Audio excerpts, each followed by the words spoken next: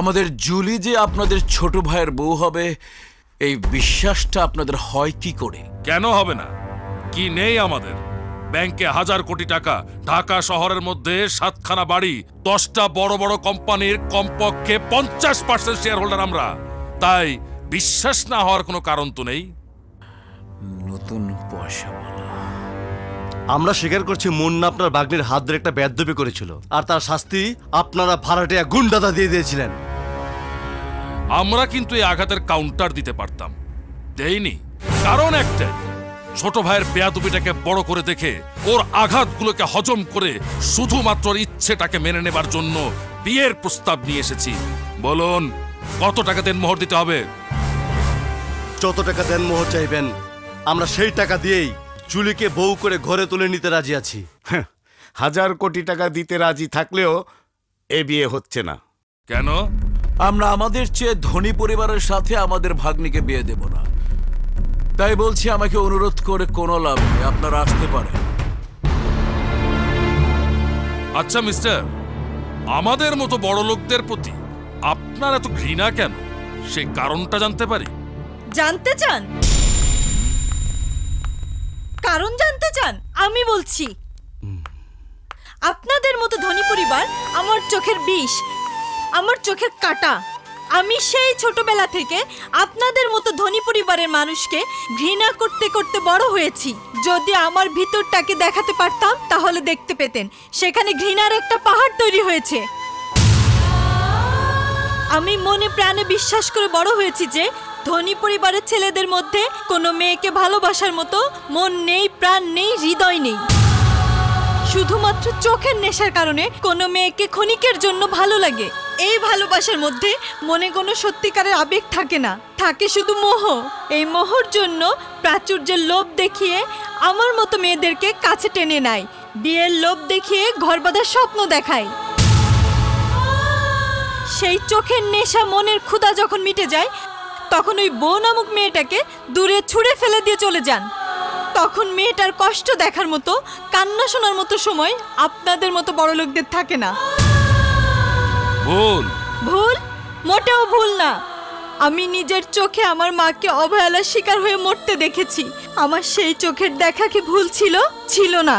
তাই আমার মা একজন ধনীর ছেলেকে বিশ্বাস করে তাকে বিয়ে করে যে ভুল করেছিল, সেই ভুলটা আমি করতে চাই না। তাই আমি ছোটবেলা থেকে মনে মনে সিদ্ধান্ত নিয়েছি, সারা জীবন বিয়ে না করলেও আপনাদের মতো কোনো ধনী সন্তানকে আমি বিয়ে করব না। মার মতো আমি কাঁদবো না, মার মতো আমি মরবো না। আমি আপনাদেরকে হাত জোড় করে বলছি, আমার মাকে আর কাঁদাবেন না। প্লিজ আপনারা আসতে পারেন, প্লিজ।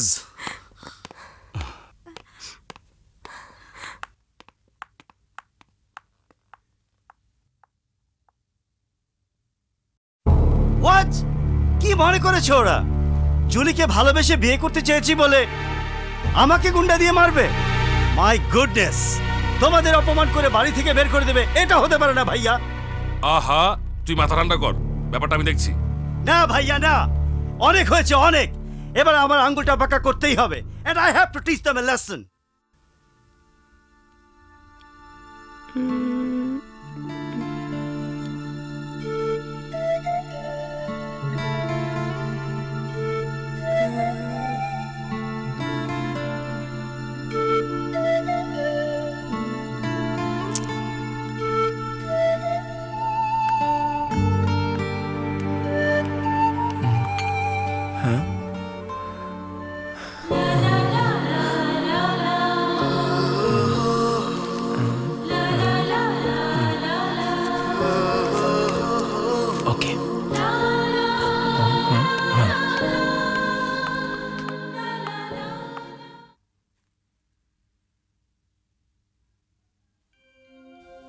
আরে, আমি তো আঁকা কমপ্লিট করিনি। আবুল এসেছিল, কিন্তু আবুল বায়োলজি সম্পর্কে কি জানবে? মনে হয় আমিই কমপ্লিট করেছি।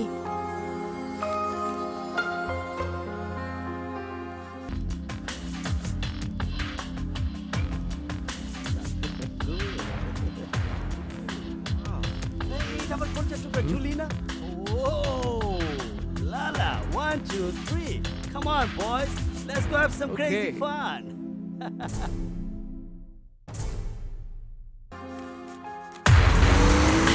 Yeah! Come on! কোথায় যাচ্ছে? Yeah, baby! Come on, come on, come on! I'm close to you, baby! Come on, baby. Come on, baby! আজ তোমার সমস্ত ভালোবাসা আমি নিয়ে নিব। Hi, baby. Come on, Beautiful. sweetie. এত সুন্দর চেহারা, oh my god!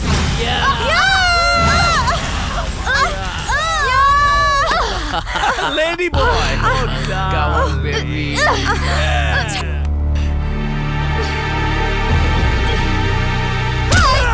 Oh my god, crazy, yo! Come on, let's start it.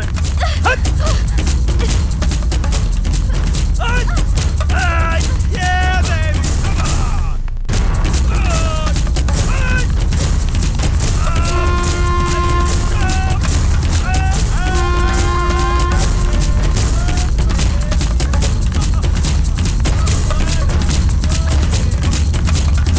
Come on!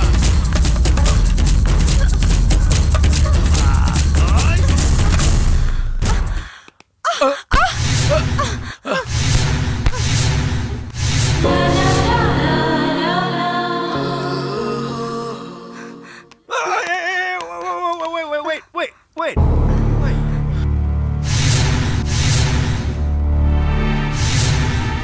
মেমশেপ কি হইছে? ওরা আমাকে তুলে নিয়ে যেতে চাই। আমি দেখতাছি। হু লালা, তুই আবার কোন ক্ষেত্রে মুলা রে? আসমানি কবুতর কই থেকে উইরাইলি? প্লাস্টার চেঞ্জ করে দিমু না ঠিক আছে? হেই, লেটস গো। কাম অন বয়।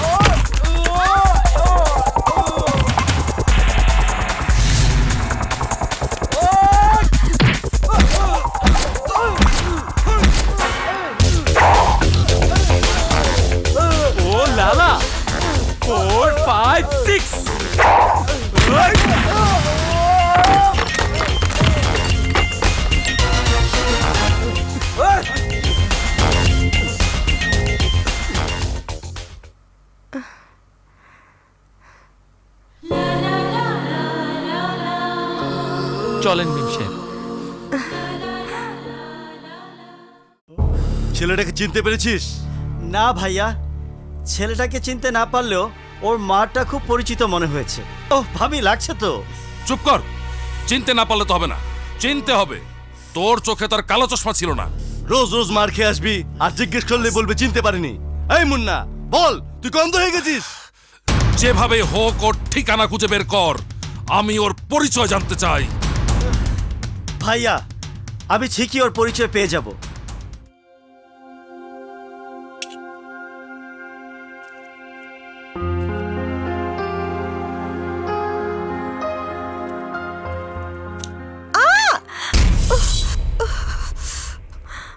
মেমশেপ কি হইছে?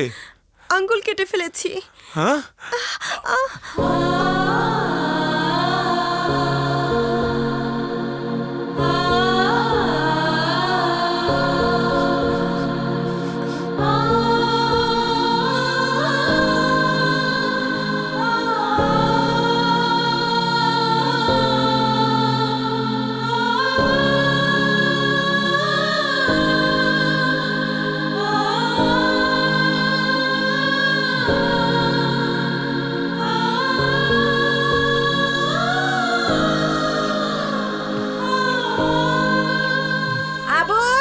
জি আম্মা।